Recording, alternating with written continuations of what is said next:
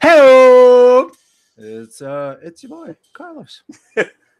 Big Los in the building. Welcome to Midway Radio, and we have on loan from Endangered Species.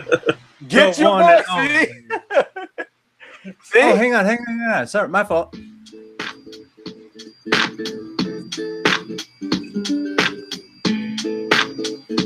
Sorry, Ryan. I know you're like, what the hell? Oh, yeah. Now, proper introductions. I'm Carlos Gomez. Welcome to Midway Radio. This week, we have officially on loan from Endangered Species, the man with some fresh-ass bow ties, if I do say so myself. Thank you. Mr. Beaver. I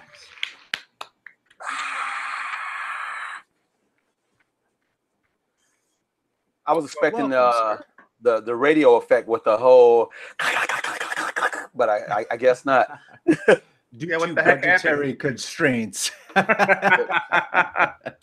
Man, What's going on, brother? right, man, a little. There you go. Hell yeah! We don't have a budget, but we got a little bit. Just enough for air horns. We got a club air horn. I hate those so much. Oh, one of those, it screams to me, I can't mix. I can't mix. yeah, distraction. I can't mix. Okay. Oh my God. That's terrible. Speaking of mixing, hello, DJ Sean Doe. Yo, what's up, everybody? And now we'll never use the air horn ever again.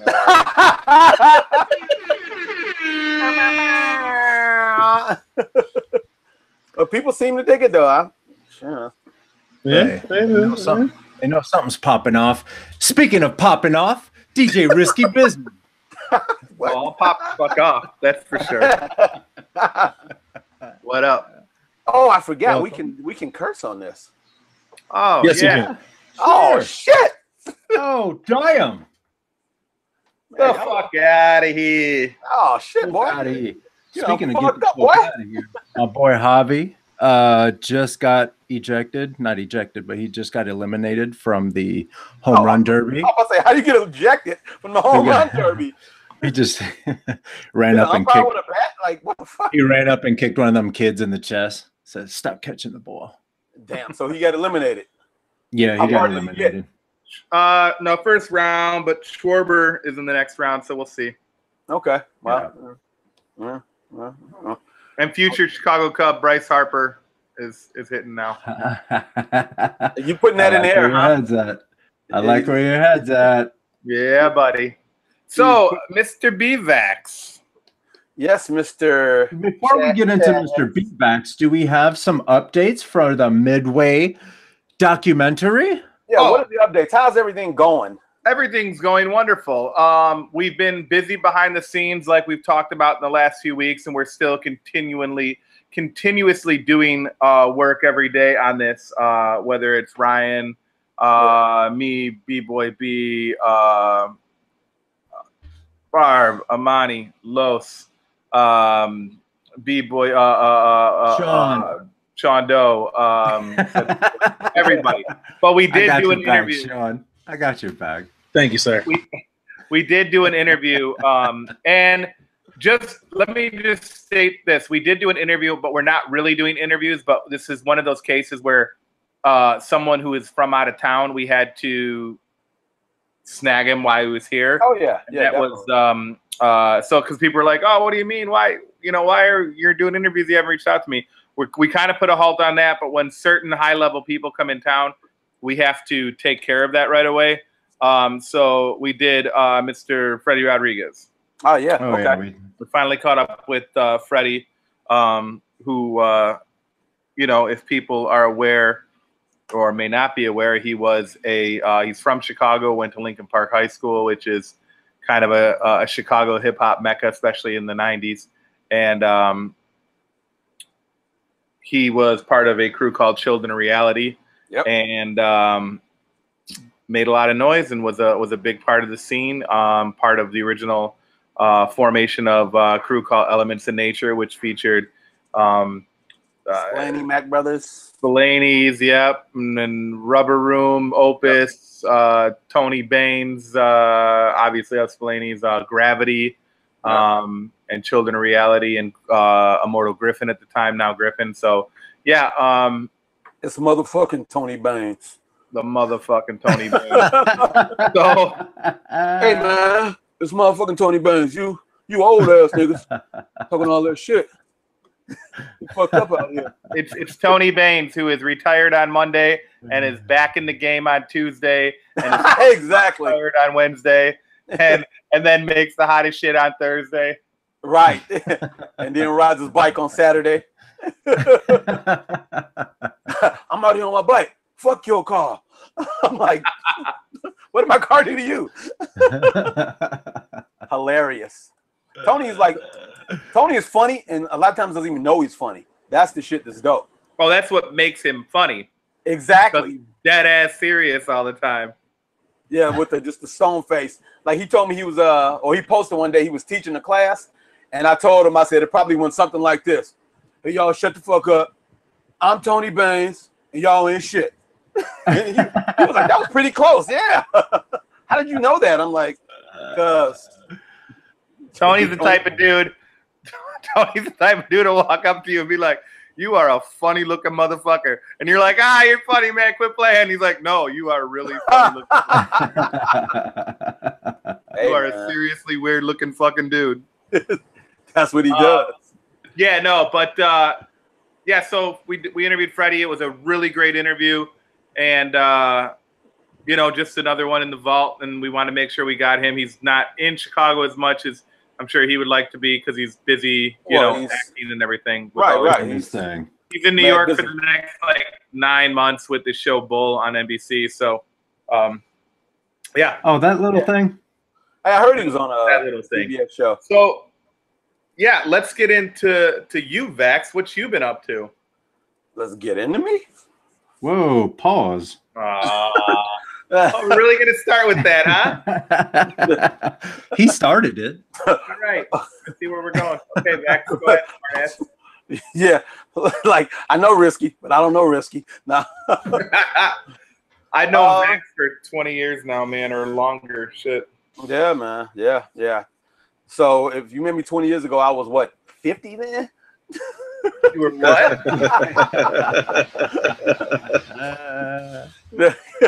Yeah, no, man. I got a few things cooking on the pot. Like I stopped putting out as many mixtapes as I had. Like I was putting out like 2 or 3 mixtapes a month, and I wasn't really sure if people were listening to them or not. Some people said they were, but I could tell some people weren't. A lot of times people started bugging me and stuff, and just sending me music I didn't ask for. They were just sending me their whole album and shit, which was cool sometimes, but then a lot of times the albums are just horrible, or the songs are horrible, and then you gotta tell people who's your friend, man, I'm not really feeling that song you sent me, or whatever. But it's true. But yeah. The city needs a lot more truth. I agree with that.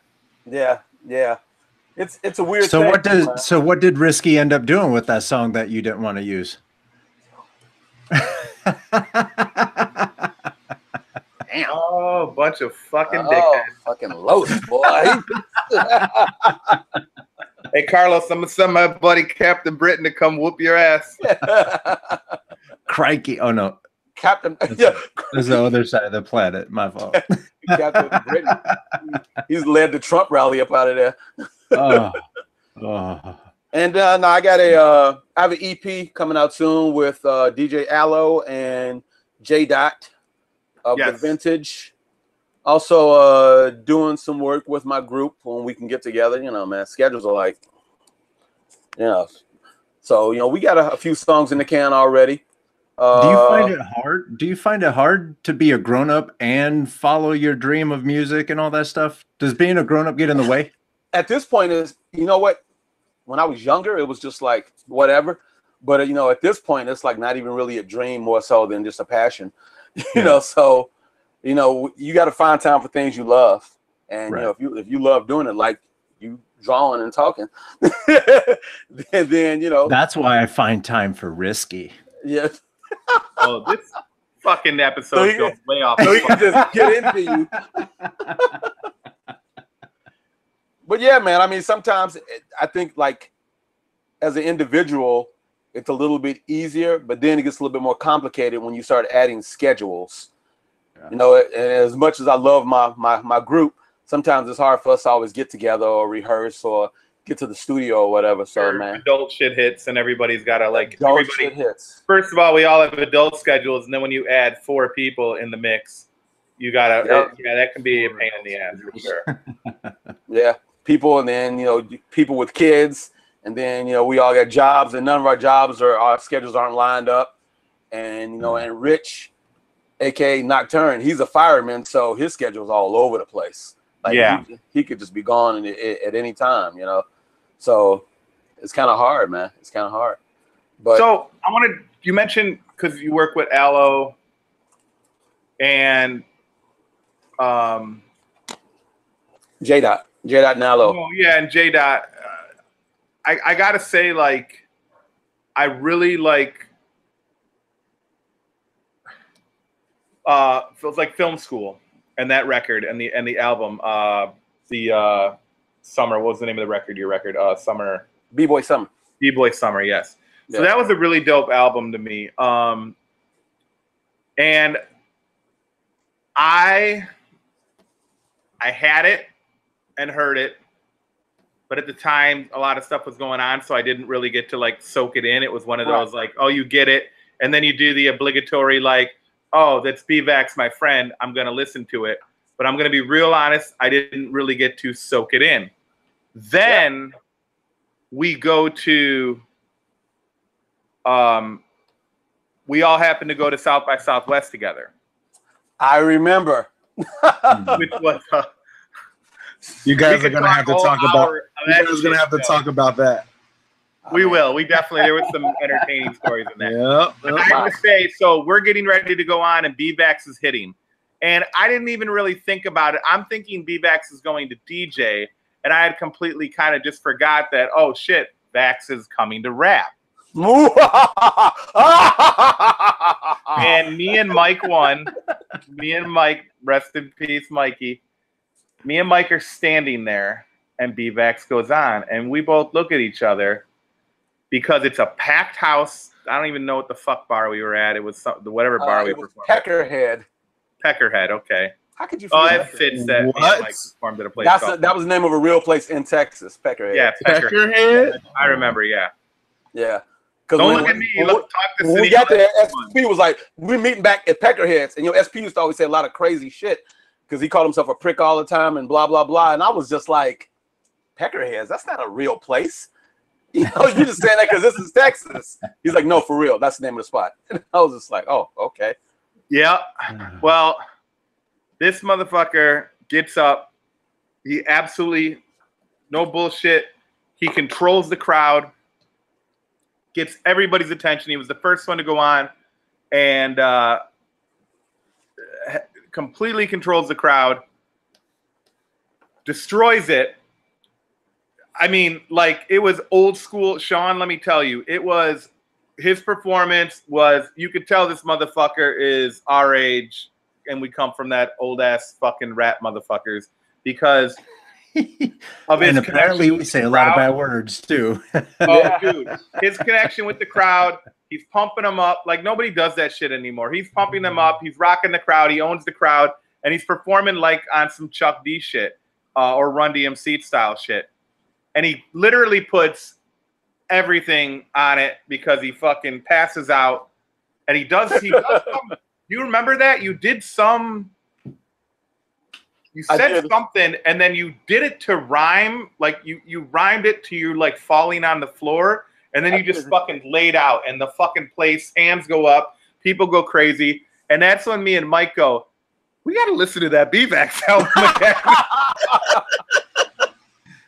Man, like, it changed the game for me for you, so to speak. And you know, I have no problem saying, like, sometimes when you get stuff, you have to be in the right mood to listen to it, or else it can slip by you.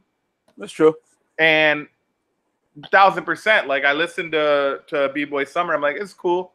Or was it even out yet? I can't remember. Was B-Boy Summer wasn't out yet. I was still working on it then. Then maybe it was something else. I just did a sensory overload. Maybe, I can't remember, but we were just floored by your performance, which made us be like, we got to look out for fucking Vax because he's fucking murdering. I appreciate that, man. I mean, yeah, from a performance standpoint that night, I think that was, and I'm saying this unbiasedly, even though you're a friend of mine for as long as I've been friends with you, I can easily say it as one of the most fun, coolest performances I've ever seen. Yeah, and I don't know if you remember Darren, who was there, who was like videotaping everything.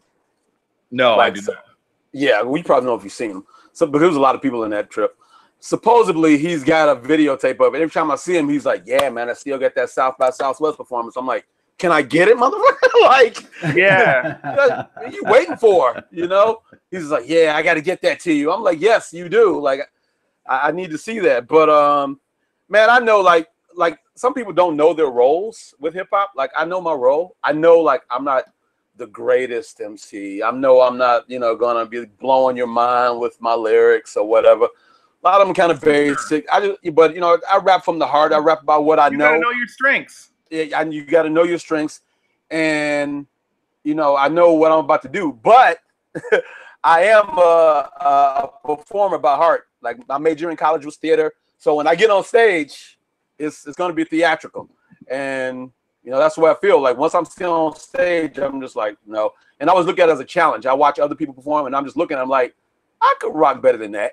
I can rock better than that with a less hip hop song, if you will, you know. And I don't know if you've ever seen Endangered Species, but that's what people always say. They was like, "Man, y'all get on stage, man. Y'all just got all this energy, and y'all just be going, dog." And, and we just bounce off each other because, you know, we're from that school of you got to perform, man. You got to know how to rock the mic. MC means move the crowd. And that's the thing with, like, me and Mike, we always felt we could never make a song to match the energy we were live. Oh yeah, yeah, I can understand that, but like, but y'all did though. Yeah, Mike was just but that really reminded me, like, that day you reminded me of Mike a lot in that way. We both looked at each. I remember looking at Mike like, what the fuck did we just watch? like you blew us the fuck away, man. I mean, we the way I looked at you already, but like, it was like, holy fuck. It was kind of like an eye-opening moment for me. It's amazing when you can see. It's amazing when you can see B-Bax like all the time, and you see him as, you know, as Brian Baxter, like friend, and then you see him DJ, and you like, yeah, I know that guy can DJ. I see but Bax then, in the street, and it's but then you see him rap, and you like, oh shit, he rap too, and he raps good. Sean, Like, I'm telling you, this performance, me and Mike were like this. You know, like, we see B-Bax in Wicker Park, and you're like, what up, fucker? You know, and we'll fuck with each other and this and that. That night, me and Mike, that sounds about right. B-Bax gets off the fucking stage, and we were like, we want your autograph. Like, that happened at Sub T one night. Was, bro. You know DJ Deluge? Of course. Yeah, I did a show at Sub T one night, and Deluge, I got off the stage, and Deluge was like, motherfucker, right? You can rap like that? Like, yeah. When did this happen? I was like, you ever heard of Endangered Species? He was like, yeah. I was like, I'm in that group. He was just like, oh, shit, really? I'm like, yes, really. This is kind of, I guess, because I don't really, you know, walk around. Well, you don't pump it like that, dude. Everybody knows you as a, you don't, I mean, to be fair, you don't pump it out there that you're a rapper and MC. You know, we know you as a DJ first because you're a DJ everywhere we fucking look. You turn around and you're spinning somewhere. And I give you all the credit in the world. Gives more money than rapping. Yeah. Oh, no shit. I mean, yeah. And, you know, there's not a lot of DJs, dude, that we came up with. We came up with 1 million DJs, and there's not a lot of people that continue to work and make money like us. I know. It's crazy because a lot of cats just give up after a while. They give up, or they just, there's a lot of things, and I'm not saying they're wrong either per se, because there's a lot of things that can take the life out of you as far as like wanting to DJ, whether it's you can't play this type of stuff or because some people don't want to adapt either, Club owners, all kinds of shit can cause you to like be like, fuck this bullshit. And keep in mind too, there was that one pocket of time, and I can remember shit vividly. I think I was at the Cubby Bear, and the Executioners were there. It was the Executioners, Rozelle, the beatbox guy, and somebody else. I think it was the Jungle Brothers. But this guy had came out and he goes, "Hey, I got this new technology, everybody. It's called Final Scratch. And you don't need to have this and that." And people were booing the shit out of him. They were like, "Boo, boo, I remember get the fuck off the stage." And I was just like, "Oh, this is crazy." Then I was like, "That's never gonna work." And Final Scratch actually did not really work. But then but the technology that they used, the idea, when Serato came out, I think a lot of guys got a little disillusioned, and and they were just like, "I don't want to like DJ off a computer." Like man, I carry vinyl everywhere. I mean, big ups to my man Third Rail, because Third does that shit consistently every Sunday, all hip hop, nothing but vinyl. Like, I don't know a lot of people that can do that. Like, and I don't know he doesn't miss a beat. DJs that do it any consistently. Now vinyl is almost a gimmick in a sense. I'm not saying vinyl itself, just like DJs playing out with vinyl is almost like, Because I've got asked to spin some places, and then they like pull me to the side like it's some kind of secret. "Hey, do you have any vinyl?" I'm just like, "No, but I got some cocaine." And that's like, yeah, and it's funny. Like, what are you talking about? Now they're like, "Hey, you think you could do vinyl?" Like it's some sort of like special thing. Like it's like I said, it's become almost gimmicky. Like, "Hey, bring out the vinyl. We want to see you do that." What's that? It is a special thing. It now really is. that people have sold their vinyl, and this new influx of like vinyl is coming out now, where you have to pay now $30-$40 for a piece of vinyl. Like when back in the day you were paying $7 for a single, $12 for an album. You know what I mean? Man, I'm seeing records. You weren't paying nothing for wax back in the day. Oh yeah, right. When Shrewd was out, dude, I'm gonna pick up a case full of records. I have records at my house right now that I paid like $3 for, $2.99 or whatever, and I'll see them at record shops. They'll be like $18 for like a 12-inch, like a single, or $30. It depends on who it is. Like especially obscure, not even obscure, but popular, good hip hop. Like Tribe Called Quest, that shit's gonna cost you. The Roots, any early stuff by Eminem, people are just like, "Oh my God, that's on vinyl." And then they just, they want to charge exuberant amounts. And I'm just like, I got that record. I bought that record for like $2 at Gramophone the other day. Back in the day. But I'm pressing. Sounds like it's time for us. Sounds like it's time for us to open up a record store. Right. We can take over K Stark's last spot. Yeah, so the South by Southwest trip was an experience. Yeah, it was. Would you care to share any of the stories from? We were in the van together. First off, before you guys start with this, I want to say big ups to my best friend DJ SB1.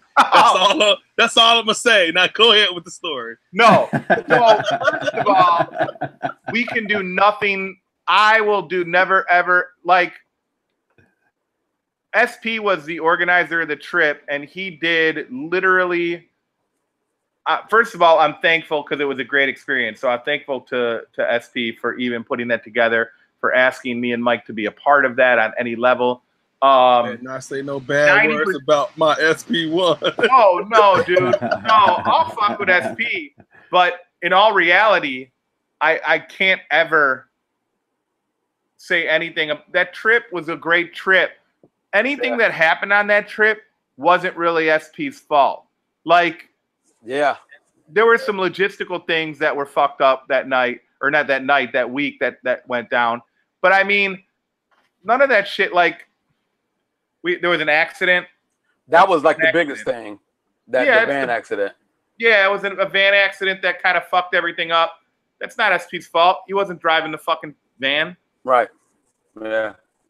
But just to put a little wrinkle on it, it might have been his fault because we did leave late. We left mad late. Not saying, just saying. Yeah, well, all that stuff. You know, I remember B-Vax gets in the van and he's like, Risky, I've been calling you, but you never answer the phone. Oh, no, I said, no. You know, wait, that wasn't answer the phone. You said, I called you, but fuck you. Because my phone number that I had published on Facebook, like he tried to get a hold of me, and you know how you can put your phone number up there? I put my phone number as 312-588-2300. Like, this motherfucker B-Vax goes, I tried to call you, and they really wanted to carpet. I wanted to rip up my Chicago card. I was like, how did I not know that shit? You really called it. You really called it, Vax. They were like, hi, Empire. And I was like, fuck. Oh, God. Yeah, that was terrible. The music to Rick Roll should have came on as soon as Hold on 1 second. So you were calling for carpeting while you were looking for peckerheads. Okay. Exactly. I see. Hello, is this Peckerheads? I'm looking for fresh carpeting. Ridiculous, dude. Ridiculous. So I'm not going to be able to finish the interview, but B-Vax, he can.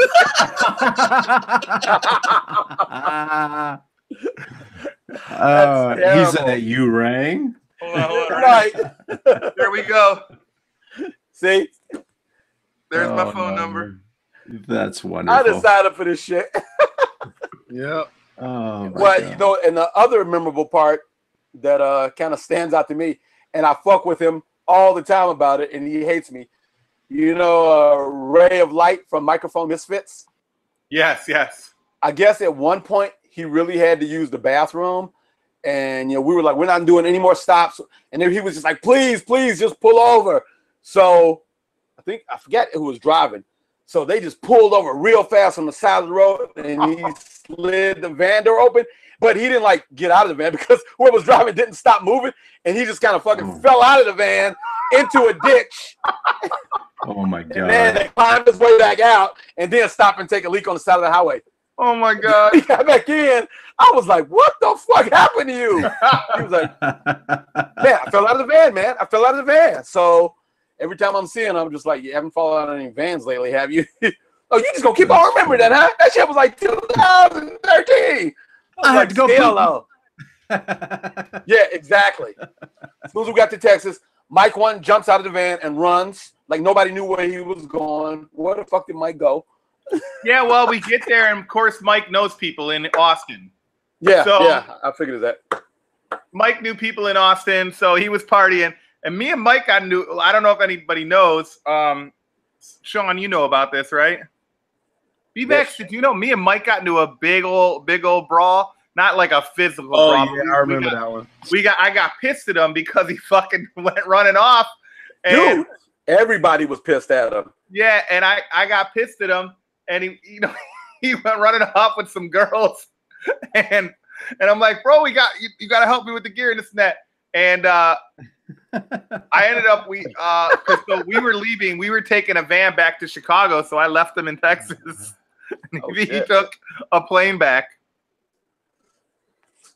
That's fucked up. and then it became a social media thing on Facebook, I think, where we were like holding his blanket hostage, his whoopee. And we were taking pictures of it, and he was like, Hey, Mike, why are you running with those girls? We have to find peckerheads. Yeah, exactly. And then, right before the tour ended, I had to leave because I don't want anybody to get their feelings hurt, and I don't want anybody to take this personal, but I just could not take the over deviant. Is it deviantness? Is it overconfidence? Is it over exuberance? Antics? What do you want to call it? Of our guests that we had in the van with us. Oh yeah, no, he was a fucking. That was ridiculous. From New York City, like. Yeah, a non-Chicago rapper who was. Yeah, that dude was funny. Yeah, I don't want to say his name, but it rhymes with Peru the Pamager. So, like, stupid. Yeah, I couldn't take it, man. Like, I forgot he was on there with us. He was, because like some people would switch vans, and I think he was in the van with us for a while, and then was he in the van when you were in with us? He was in the van with us, and I mean, he just kept saying absurd things. I mean, yeah, it was like delusional, bizarro world. Like every time you mention anybody, he always has some kind of like strong connection with him. They're like, "Hey, man, I was listening to this Tupac song the other day." He was like, "Tupac, man, I showed him how to rap." He like, "What, you did?" You know, it was always that. Michael Jordan, man, I showed him how to play basketball. Yeah. Hey, I really like peanut butter. Oh yeah, I grew up with Jimmy Carter's cousin. Like everything was such a weird connection. It was like, I'm hungry for peanut butter. Oh, that's funny because Jimmy Carter's cousin is my next door neighbor. And I guess like the straw that broke the camel's back as we were in downtown St. Louis, and the show was over or whatever, and everybody's getting ready to go, and I turn around and he's punching this kid in the jaw, and I was like, "What the fuck?" And then I was like, "What did you do, man?" He was just like, yeah, son. I had to tap his jaw. And I was like, "What?" And then I guess the kid was just like, "Nah, man, I'm just standing here minding my own business." He's grabbing my girlfriend. I tell him to leave me alone, and he punches me.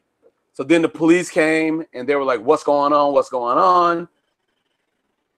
And he's just like, "Yeah, I had to defend myself. It's obviously he was trying to get at me, and I had to get between the cop and him." And I was like, "Look, he's from New York. We're from Chicago. We're just trying to get back home. Can we just walk away?" And the cop was like, "Get the fuck out of here." He was like, "I don't feel like doing the paperwork." And then attaboy. As we were walking away, instead of him like, "Man, good looking out on the situation," he's like, "Did you see that, son? I tapped his jaw. And I was just like, "Wait a minute, where we at? St. Louis? About what? 6 hours from Chicago? Yeah, drop me off at the Amtrak station." Like, I couldn't take it. Yeah, and there was another interesting thing. There was another kid with us. I'm not going to say I don't even remember his name. With the funky feet? No, it was the dude who was outside of the event in. Do you remember I fucking slapped the kid in the face? I don't remember that. Like open hand slapped him. Damn, I missed that one.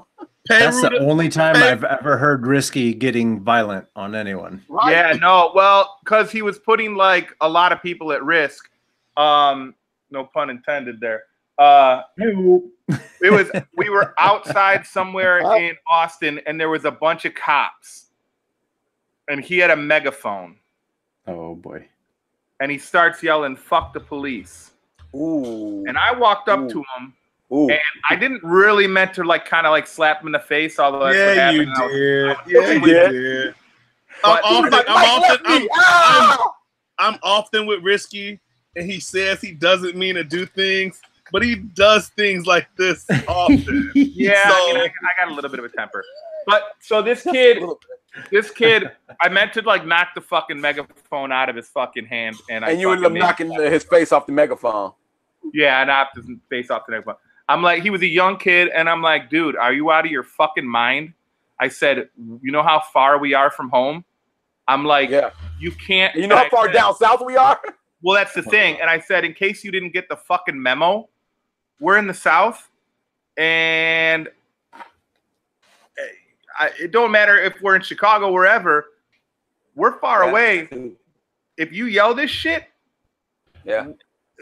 these cops can fucking take us in a fucking alley and fucking do whatever the fuck they want to us, or they can arrest you on some bullshit or do whatever. Yeah. We're too far from home to be fucking with that. And it wasn't even a justified thing. He was literally just doing it to some cop just standing there. The guy was literally just standing there, a couple of guys. And I get it. This whatever. Like I understand like if you want to say something, but you can't. I mean, you can do whatever you want, but just don't do it when we have a van full of young African American kids that could end up in a lot of trouble from your actions. You can't involve. Was he a white dude? Was he a white dude? No, he was a black kid. Oh, so look, think cops at South by Southwest aren't looking to fuck somebody up? Like, oh yeah, like they're dying to do that. Yeah, I told him, I'm like, bro, like I don't know if you got the fucking memo, but we're in fucking. This isn't the fucking like. The South isn't exactly fucking African American friendly. Nah, like, I live there. So. Maybe Austin might be a little bit more liberal, but again, it's still fucking America, and you still can run into a lot of trouble. Yeah. Risky, did you talk to him like this before you slapped him, or did you slap him first? Well, I don't even think you said. Did you say any of this after you slapped him? Oh, I just slap him, and it was over. Said to him right after I had to stop him from him continuing to be like, fuck you, pig. Fuck the police. Fuck you. Wow. Like, for no reason. Like he was in a fucking riot, but it was just fucking South by Southwest, and he felt Did the police officer see you slap him? I don't know. Funny. The police officer was like, yeah. Because I don't know. But, like, you know, and at the end of the day, also, too, the dude might just be a dude trying to fucking make a living, and he might not be a fucking dickhead cop. I'm just saying he might. It doesn't. Yeah. There was no reason for him to put. There was everybody zero in danger for him to do that and to cause a fucking problem like that. And how old was this kid? That's not dicey. Oh, he was like 18 or something, or maybe 21 because he was doing a bar with us. But he was young kid. I don't even remember his fucking name. I think he was from Kansas City or some shit. And I'm like, yeah, he wasn't from Chicago. Home. You can't. Yeah, he wasn't from Chicago because the Chicago kid would have been fucking had his head on a little bit. Seemed like everybody that was causing trouble on this trip was not from Chicago. No, because they're too young to have ever gotten either gotten their ass whipped or seen someone getting their ass whipped for being out of line. Here's something too. Well, I think we expect people to carry themselves a certain manner and respect when they come to our town. Yeah. So when we leave, we carry ourselves a certain way. Because if I go to another town, I'm never acting out of pocket for two reasons. One, I don't know. I'm not trying to be disrespectful in general. And two, I'm trying to survive. Like, plus, right? Like when you're a Chicagoan, it's a survival mechanism because you know when you go to certain neighborhoods, there's a level of respect. Like, don't be just walking around Inglewood acting stupid. You know, don't go to the West Side acting crazy. You know, you can go to Lincoln Park and yell, but, you know, don't get arrested. But you just, it's certain, and you carry that with you.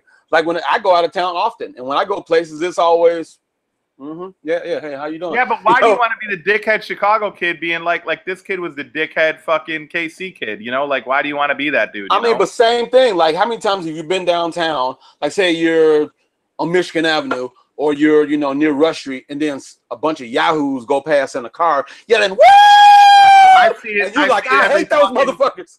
Every fucking weekend I DJ at a bar in the Gulf Coast or at Sweet Lounge. You get these fucking rude, ridiculous fucking tourists. It's never Chicago people that act the fuck out typically. Yeah. But you know, you get these fucking people in from fucking wherever. No disrespect to Ohio or Michigan or wherever they're from.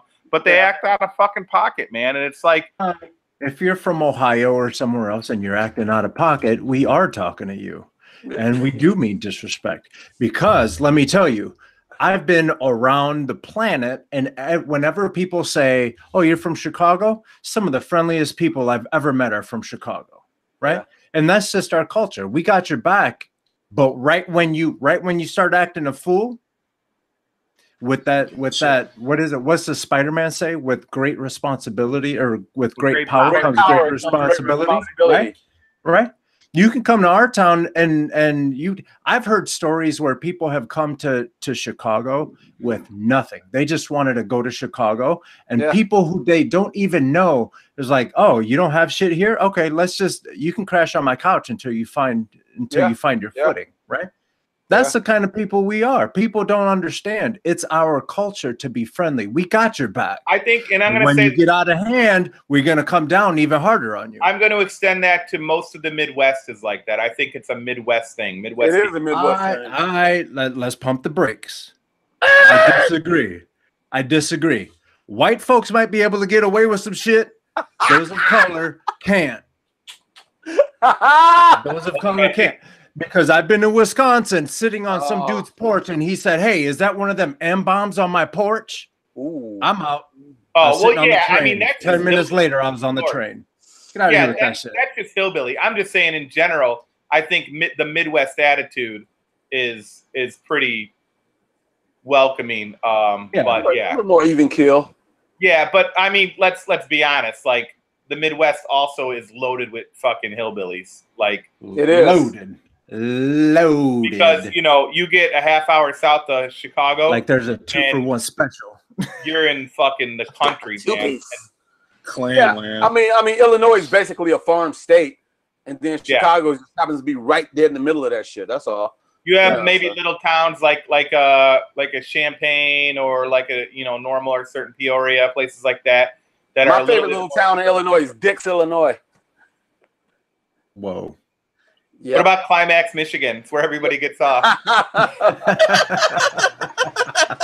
remember the first time I seen that sign, I was like, you guys are out of bounds. DIX? Like, okay. I like sandwich.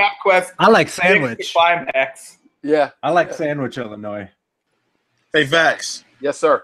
So we know that you DJ. We know that you MC.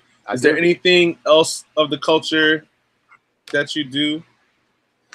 I like sitting on the toilet until my legs fall asleep. Yeah, I guess that's part of the culture. That's one of the culture. No, Candy Crush. I'd be killing that Candy Crush, son. Stupid.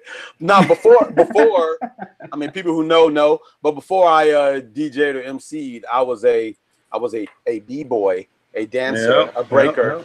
Yep. Yeah, that was the, believe it or not, like that, like I do not believe it. Yeah, it's true. Like that's you still got the moves. You still got the moves, or did the 40s catch up to you? 50s.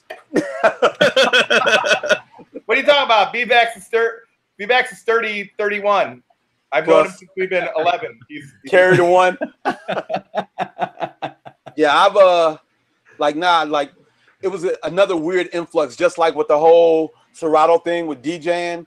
It was the same thing with breaking. Like, I was breaking for probably like about 6 years, and when I kept breaking, and then I would kind of get clowned a little bit, like in the mid '80s. People were just like, "Why are you still breaking? That shit is whack." It's played, especially when I moved back to Chicago, because I used to live in Mississippi for a while. Then I moved back to Chicago, and here it was just like mid '80s was just house, and I was just like, "Man, y'all ever play like hip hop?" And they're like, "What's hip hop?" Like rap music. They're like, "Man, get out of here with that New York shit." They're like, "You still spinning on your head?" And I was just like, "Sometimes." They're like, "That shit is stupid, man. It's whack. Get out of here with that mess." And I was like, "Damn, that's crazy," because I didn't fall in love with rap that much, because I remember when Sugar Hill Gang came out, and I was just like, "Yeah, this song was fun. It's cool. It's all right." And the message I liked a lot, even though it scared the shit out of me when I first heard it. And you were like, I'm listening to the Gap Band. But man, true. The Gap Band, Cameo, like a lot of funk, man. The soul. Were you walking around with a fucking jock strap over your jeans like Cameo? Hold on. No, you think I'm from Dix, Illinois? No. Well played, sir.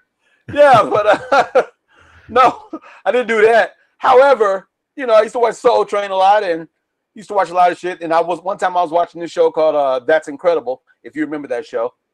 Kathy Lee Crosby, right? Kathy Lee Crosby. And they had these guys on here called the New York City Breakers. These kids are from the Bronx and they don't fight, they break. And after they that, don't fight. Right, they don't fight. I remember the interview with I think it might have been Crazy Legs or Action from New York City Breakers, and he was just like, yeah, instead of like fighting and everything, you know what I'm saying? We just said, yo, let's break for it. And I was just like, break for it? And I was already kind of into martial arts too. So it looked like martial arts, but it looked like dancing. Then they were spinning too. And I was just like, I love this shit. And then I found out it was all connected to hip hop. And after that, I was done. And then breaking came out and everything was ruined. Hey, I want to take a quick second to say that one Cool Out Chris is in the chat room, and he says, "What's up, fellas? B-Vax, my brother," and he pounded you out. Pow, pow. My man, Cool Out. What's up, brother? That Cool Out kind of is like one of the catalysts of me like even dropping albums. Like he helped produce like one of my first songs off of Sensory Overload, this little song that I wrote called Can I Get Some Change. He like gave me a beat and I wrote to it, and honestly I didn't think I could really do it by myself because I was in my group, but then I did it, and Cool Out was just like, man, why don't you go ahead and just do a whole album? And I was just like, nice. All right. He set you up. He set you up. He did set me up, and you know he's been on every project I've done. Since Cool Out's listening, Sean can attest because we were there during the Freddie Rodriguez. During the Freddie Rodriguez interview, he said his favorite all-time Chicago hip hop song was Spillani's "Spaghetti and Biscuits." It was. He says to this day, it's still like one of the coolest, like unique hip hop songs he's ever heard. He's like, it's. I agree. I think the Spillani's performing it is even better. It's one of the best things you'll ever see is seeing them. He was like, it's a rap song about spaghetti and biscuits. He was like so serious. He's like, it's about spaghetti and biscuits. There it is. Yeah, it's true. Spillani's is dope. Spillani's is, man, I wish to God, like somebody needs these Spillani's. Chris, you guys need to get those master tapes and put out like an official CD of that, like not like a mixtape thing, but like a real release of that, and do like a vinyl thing. Like I bet you could sell a ton. Like people have been wanting a Spillani's, that era Spillani's record, like those songs for years. It doesn't even matter how they sound, just get them out. Right. I did a Spillani's mixtape. No, I know. No, the Spaghetti and Biscuits tape, right? Yep, hosted by Dirty MF. Yep. Yeah. I'm saying those tracks should be like out like on like an official release, you know, like a yeah. I agree. Throw that shit on vinyl. But vinyl's expensive, man. I'm pressing vinyl up. Actually, next week I'm doing a record. I know, but you're rich. Oh yeah, right. So what's gonna happen though is I'm gonna charge an arm and a leg, and these people are gonna pay for it because I need to make that money back. Yeah, man. You got to. Let me ask you. So, for a vinyl album, for an out, not a 12-inch, but an album, you think 25 is a fair price? 23 to 25? That's a fair price. That's a fair, especially in this day and age when vinyl is, you know, they think it's an anomaly and people have to have a record store day, which I always laugh on record store day because the record stores are packed, and I'm just like, every day is record store day. What are y'all talking about? We're gonna do a purple marble colored vinyl, so it's gonna have a collector's level to it. You know? Oh yeah. It's definitely worth $25. Yeah, plus the artwork will be fresh on it. So I'll cop that. There you go.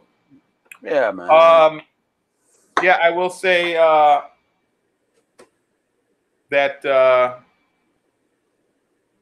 Knowing you as long as I have, I'm very proud of you for continuing to rep and live the culture and never giving up on it. Because I know it sounds funny to say that, like, because so many people that we've known for so long, like, they just disappear. And I'm not saying that they gave up on it. They got married, had kids. Some people just, they just like get tired, or they don't get tired, but other things, you know, kind of take precedent over that. You know what I'm saying? Well, you know, Tony Baines is proof that you can't retire from hip hop because he's retired 78 times. At least 87. I mean, it's been times where like I have, you know, ran through my mind like, you know, maybe I shouldn't be doing this shit. What am I doing? But then, you know, I get inspired by something or I hear something that I like or whatever, and then I'm like right back into it. You know, and it's not even about a paper chase. Like in the 90s, it was like, man, we got to get signed. We got to get signed. Now it's just like, man, I just want to put out some good music. You know, that's all it is. I just want to make a good mixtape. I just want to, as I heard DJ Sin, he put up one time, he goes, I just want to DJ some cool music for cool people. Yeah. I was just, that's it. I've always like, said, yeah, me too. I've always said for me being a DJ, like me as a DJ, I'm always a fan of other Chicago DJs. And I have no problem. I mean, I know people are like competitive and stuff like that. I've never been that way. I've been more competitive with myself. I always say, man, I don't want to be the best DJ. I just want to be the best DJ I can be. And I don't mean that to sound corny. I just literally, because I do things my way. Like I don't care about anything else. But like I see like certain DJs, and I am a fan of, like, to me, again, subjective, but to me, the best DJ I ever seen in my life, Chicago, New York, anywhere ever, to me will always be Jesse De La Pena. I was just about to say Jesse's in my top 5. Easy. Jesse is up there. Nonstop is up there. Man, of recent, Jesus, I love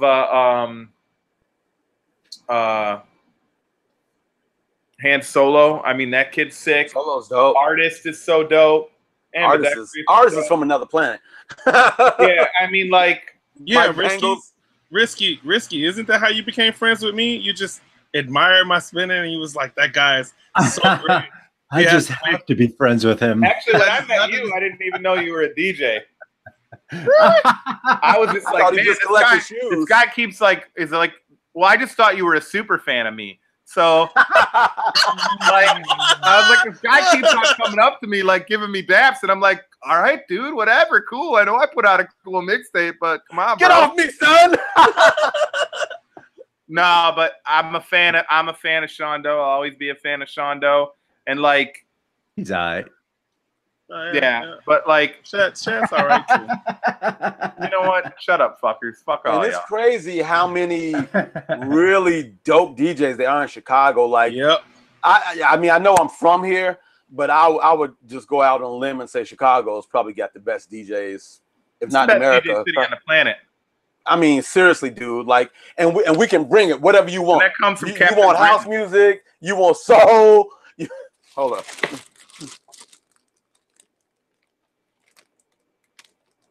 Oh, I heard someone say, "Hold up." What's up? Oh, this guy, Black Dynamite. I am smiling, but yeah, drum and bass, you know, whatever, man. You know, battle DJs. Oh, I mean, look at this. Chicago is the birthplace of house music, right? Yeah. It is the birthplace of, love it or hate it, hip house comes out of it, right? I love hip house. It's the birthplace of industrial. Yeah. This is the place where DJs influenced rock music and invented a dance rock. I mean, heavy metal, but danceable, that we call industrial, which spawned some of the biggest rock groups of all time, like Nine Inch Nails and people like Manson and Rob Zombie, who were Smashing Pumpkins. Yeah. I mean, can I tell you a Rob Zombie story? I like Rob Zombie stories. He just performed last night here. I'm not. That's not the story. The story goes. So I was building a video game for the iPhone or the iPad actually, and then someone in Hollywood invited me. They were working on a pilot show, and it's basically imagine Shark Tank but for independent game developers. And so I was there, and they were all pumping me up. Oh, and I had these cutouts of all my cartoon characters and stuff, feeling good all about myself. Right. And they kept walking by. They Hollywooded me. They're like, "Oh man, your shit is dope. You're gonna win this thing. You're gonna win this thing." And then I look over, and there's like 12 people dressed up like they had spikes and all kinds of stuff happening, and leather and all kind. And I was like, "Who are you guys with?" They said, "Rob Zombie." I was like, "Oh man." Surprise, surprise. I was like, I'm gonna take my little cardboard cutout and huh? go home now. That's You got your. crazy. You're gonna take your cardboard cutouts and ride home on your bike with them. He gonna cry in the car. With Did my little Zombie win the bungee thing? cords across my chest, my cardboard cutouts on my back. Wiki, wiki, wiki. Yeah, dude. Damn. Who son. won it? Who I ended don't up winning? know. I left. Oh, because you bounced. Okay. Yeah, I did my presentation. I was like, I'm not stupid. I pulled up. Good call. Good call, Carlos. Yeah. I don't. That's Rob Zombie. He's got albums. I got like I can hum a little bit. You got albums and movies. Like, you got movies, son? I'm not talking about just working on a documentary. You got movies. Yeah, And he's made some good movies. and stuff. I'm like, I'm out. And he's made some of the creepiest movies. Like Right? his movies are creepy as shit. Yeah. He's got great movies. Well, gentlemen, is it time for this or that? I don't know. You tell me. I don't know. Carlos, you tell me. Oh, okay. B-Vax. Who's the black sheep? Yeah, yes. This or that.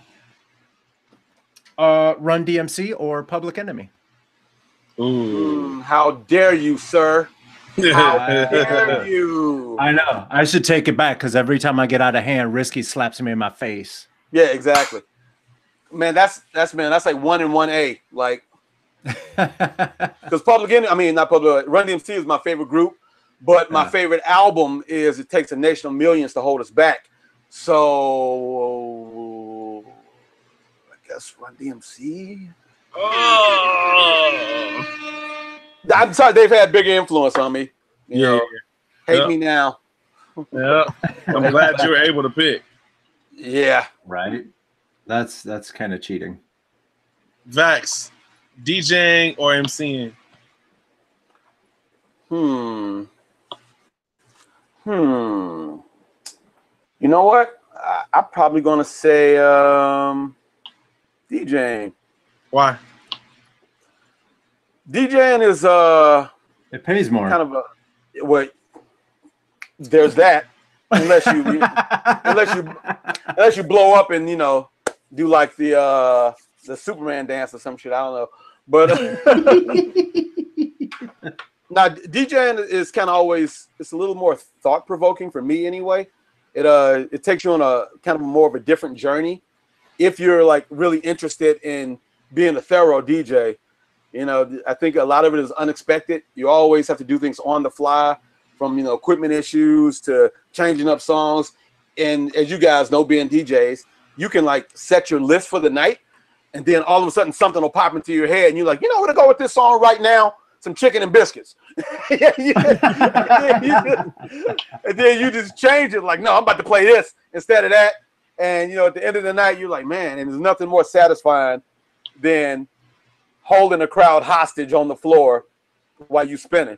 MCing is cool, but usually, with the MCing, you get on the mic and you're up there 15, 20 minutes, depending on where your show is or whatever. People dig you and they bounce. DJing, I think, is more of a control thing, and you can kind of like do what you want to do with the DJing, and it's always evolving, always something new. Yeah. So yeah, I would if I like had to pick right now, gun to my head, and they say which one you want to do, you got to give up one of them. I'd be like, damn, MCing. I'll keep DJing. Yeah. Good job. All right, so I got a this or that for you. I know you're a comic book dude, and we're gonna go deep into the annals of Anals? comic. I was waiting for that too. Into the annals of comic bookdom. Fuck you guys. Right now, Kyle Schwarber is in the finals against Bryce Harper. Just so you know. With 9 dingers. Yep. So check this out. I'm gonna go Black Superheroes, Marvel, but we're gonna go way lower down the totem pole, some more obscure. Bill Foster or Brother Voodoo? I'm a fan of Bill Foster. All right. What'd you think of his appearance in Ant-Man? Ant-Man. I thought it was cool, but you know what? I would have liked to seen like a flashback. Like, oh yeah, for sure. Yeah, So with the whole cheesy costume and everything. So I heard that they were in talks. Like he was like, Lawrence was like, I would wear the costume. Oh, really? Like, yeah. I read it somewhere. Well, I mean, that might happen. It still might happen because they're going to do a third Ant-Man because this Ant-Man was bigger than the last one, and it doesn't cost them a ton of money. And that's a goal. I mean, the Ant-Mans have been a gold mine for Marvel because they're low budget because they don't have to. They're just not high end, and they're popular and they're making huge money. So we could see a third Ant-Man for sure. Yeah, and they're doing it like when nothing else is out too. You know, so yeah. I love the Ant-Man movies. Me too. The new one was even better than the last one. I got it. Plus, Ant-Man has to save the universe. He does. Let's not spoil this. Yeah, no spoilers, but yeah. All right, gentlemen. Well, that brings us to a wrap, Carlos. Oh, that was fast. We went quick. We were on for a full hour. Yeah, that was fast. Okay. BVAX. If people want to find you online, where can they find you? You can find me at brianvaxter.com. Just like that. Or just Google BVAX, BVAX, and I'll pop up. I'm easy to find. That's why I can't commit crimes. Bars. Or just Kojak Rap says, good shit, gents. Yeah. Everything or else. You can call them 800-588-2300. Yeah, you can call me at fucking Carpet Place. Yeah, the Bookface, Instagram. I'm easy to find. Or just go to midway.com and look at this interview and get the information there too. We'll go ahead and share the proper information when it comes to Midway here in about a second. But before we get to that, hey Sean, where can people find you? You can find me at DJ Sean Doe on Instagram and Twitter. And before I leave, I want to say a couple things. We lost a couple people to hip hop and to the music world in Chicago recently. We just lost one of our DJ brothers, DJ Sean Haley. Yep. Respect to his life and what he's done for music, period, in Chicago. I think his services is tomorrow. Yeah, so if anybody want to pay respects, just find out. And respect to him and respect to Patrick Connolly. He was a sound guy at Dark Room. Yep. And he did a lot for the sound for Chicago. A lot of bands passed through him. And said he was an awesome sound guy. He was an awesome sound guy, awesome person. Both Sean Haley and Patrick Connolly, awesome people to Chicago music. Also, I want to say, so this is a 7-inch vinyl that a group called Machine Wash, a label out of Chicago, has pressed out. One side is Recognize Ali and Chris Crack is from Chicago, and then the other side is King Magnetic and Conway the Machine. It's only, I think it's limited to 500, and these are on pre-sale now at machinewashmusic.com. Bam. Yes, sir. Oh yeah. One more thing. Speaking of Sean Haley, this Saturday is the Silver Room Block Party in Hyde Park. I will be DJing there, starting at 2:30 at Chant. The entire day though is dedicated to the memory of Sean Haley. So I mean, if you get out there, you know, just there's gonna be DJs everywhere, music everywhere, lots of activities. They have a kids area. They're showing movies there too. It's gonna be a pretty special day. So if you get a chance, come out there and, you know, meet up with some people. It's always like a big reunion. Big ups to Eric from Silver Room and Rob McKay as well. Yeah, they've been doing this for a while. This is the 15th year, and it's nothing short of spectacular.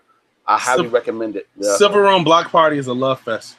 It is. Yep. It is. It's a spiritual movement, man. If people get a chance, if you have never been to it, go to it. It's an event to experience. Yeah, I feel very honored and blessed to be even playing at it. Honestly, man, I didn't even think I was gonna do it, but Mario told me, he goes, man, you should submit your name. You never know. And I was just like, all right, whatever, because I figured they had a whole bunch of people. And I got an email like, "Congratulations, you'll be playing Saturday." I was just like, "Oh snap, okay." Nice. Yeah, I don't take Nice. shit like that for granted, man. Some people are like, "Oh yeah, whatever," but No, it's yeah, awesome. yeah, I think it's really like dope that they even picked me. So I heard Bobito was spinning this year. yeah. Bobito spinning. Pete Rock spun last year. Yeah. On Maya Gear. Thanks, Pete. He did. Like none of his stuff was working, and I had opened for Pete. Yeah. And his needles weren't working. His headphone on, and then he was like, "Brother, you mind if I use those stuff?" I was like, "No, Pete Rock, you can't use my shit." One of my Pete favorite Rock. producers. Right. I was like, "Of course you can. You're Peter." Like, man, come on, dude. But yeah, that's what's happening Saturday. Cool. So check that out. Also, I guess one more thing too. Speaking of Jesse, he'll be at Soul Summit Saturday as well. Jesse De La Nice. Pena. Yeah. So Saturday's gonna be a fun day in Chicago. Nice. But it ain't nothing to do here, fam. I can't find nowhere to go. Well, I got a DJ a wedding, so I won't unfortunately be able to do any of it. Captain Weddings. There he is. That ain't no lie. Well, you gotta eat, man. Gotta eat. Oh yeah. Yeah. Speaking of which, where can people find you, DJ Risky Business? On Instagram at DJ Risky Biz 1975 is the best place. I'm not very active on Twitter, and everything on Instagram. The best place is Instagram. Yep. Very nice. And I'm Carlos. You can find me at coconutjustice.com, Coconut Justice everywhere else. This is Midway Documentary, the Midway Radio Show. You can find us at the actual Midway Radio Show. You can go to midwayradio.com, or you can go to midwaydoc.com and Midway Doc, literally everywhere else across the board. Really little quick shout out. Shout out to KX and Toxic, and Jay Williams. I was with them earlier today over at Complex, and just wanted to shout them out. If you've never been to Complex Studios on the South Side, check it out. It's extra dope. I mean, it's gorgeous over there. And Is that what Sky is recording?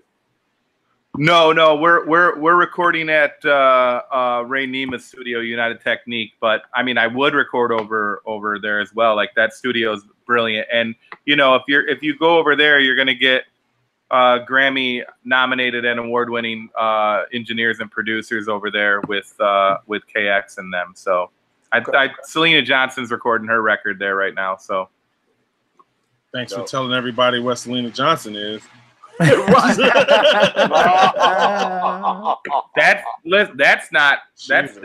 public. They put that out there. Yeah. Oh wow. Okay. Well. And a quick little shout out to the director of this project, Ryan Brockmeyer, who is probably laying on the couch all messed up right now. Yeah, Ryan. He's watching us right now like, ah. Quick shout out to, of course, the wife, Felicia. Shout out to Bye, Felicia. And don't do it. Don't do it. Don't do it. Don't. Like, you realize how many people she's cut with her eyes saying that shit? Like, she's just like, oh, really? I'm nice and far. All I'm like, saying so is I'm glad I original. didn't say it. Dude, like.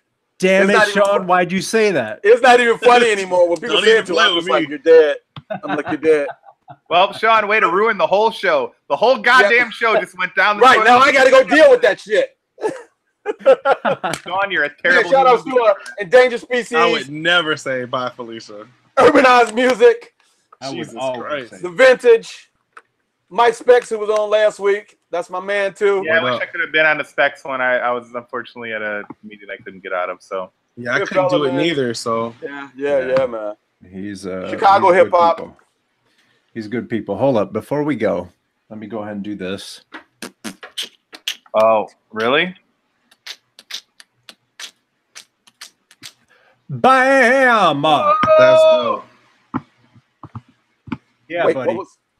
is that supposed to be me? It's No. supposed to be you. Oh, depends. If you like it, That's yeah. dope. If you don't, it's Sean.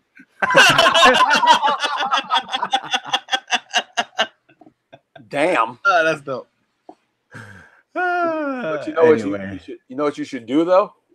Like put like a gap in his teeth right here. Okay. See, that's why I have to be careful. I don't know what I can get away with because, like, I draw some people. Sometimes they're like, "I don't look like that." I was like, "Bitch, you look exactly like that." Man, you fat as hell. That's Pull it up again, Carlos. Let me see. All right, hold up. We could do this live. We can put some gappy teeth live. I have to say this about this one. One thing that I will say is I almost never see B-Vax with a hat on. And the hat is throwing it off a little bit. If it's a bald head, it's B-Vax. Well, I was stalking him today, and he was wearing a hat. I had him at one point with a bow tie, and I was like, maybe he just likes pictures with bow ties. I don't know. Bow tie ass motherfucker. I swear to God. I enjoy bow ties. That's a good this or that. Do you have the clip-on bow ties, or do you actually tie the bow ties? He ties them on. Nah, son. I clip them on. Really? Oh, yeah, man. I just clip them on really well. Have you tried to tie a bow tie before? Yes. Wow, not the failure horn. Yeah. When I wear bow ties, there's legit, you tie them and you get them like that.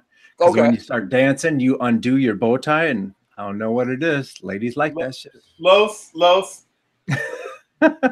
Just revamp it. Give him his. He's going baldies now. Because and he's going baldies. He's like, now you can draw me from this picture right here. This is. I am smiling. I am smiling. Who in the hell interrupted my kung fu? Everybody interrupted my kung fu. Black Dynamite, can I get you anything? Yes, I'll have some of that ass. Whoa. The best thing is the boom mic. When the boom mic comes in the picture on the. Oh yeah, he looks at it but doesn't look at it. That right there, that moment alone made me like. I was in tears. I think Black Dynamite is my favorite movie ever in life. What's that? I think so. Black Dynamite is my favorite movie ever in life. And you know what was really good about Black Dynamite and Chicago hip hop? I think everybody that was like something in Chicago hip hop out of our generation was at the same theater at the same time. I remember that. So you remember when Black Dynamite's brother in the beginning of this scene, and I yelled out, "Hey, that looks just like Race from the Prime Meridians," and everybody just started busting. It was hilarious because dude looked just like Race from the Prime Meridians. There, that was funny as hell. Yeah. All right, we're gonna bring this thing in for a landing. So, everybody, thanks again, B-Vax, the DJ's twins over here. And we'll see you guys. We'll see you all soon. Yeah. Thanks again, Cool Out Chris and Kojak Raps. Thank you. Big up Kojak, my man. Yep. All right, y'all. Have a good week. All right, peace.